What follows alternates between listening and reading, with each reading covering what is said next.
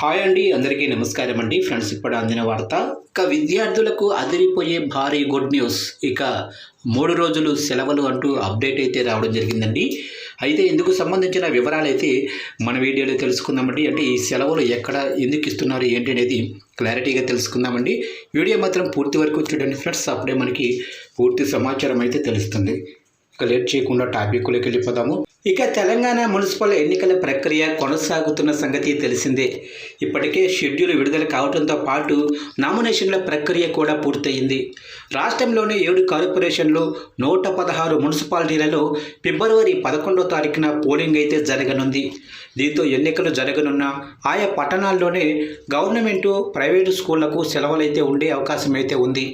Vote వేసేందుకు వీలుగా అక్కడి కంపెనీల్లోనే ఉద్యోగులు, సిబ్బందికి కూడా హాలిడే ఇచ్చే అవకాశం అయితే ఉంది. అలాగే ఈ నెల 13వ తారీఖున కౌంటింగ్ జరగనుండగా ఆ రోజు కూడా సెలవు అయితే ఉంటుందని సమాచారం.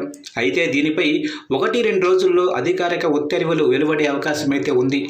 ఇక కౌంటింగ్ జరిగే ఫిబ్రవరి 13వ తారీఖున సెలవు మంజూరు చేస్తే వరుసగా 3 రోజుల పాటు సెలవులైతే రానున్నాయి. ఇక ఫిబ్రవరి 14వ తారీఖున రెండో శనివారం స్కూళ్లకు సెలవు కాగా ఫిబ్రవరి 15వ తారీఖున ఆదివారం కూడా సెలవు అయితే ఉంటుంది.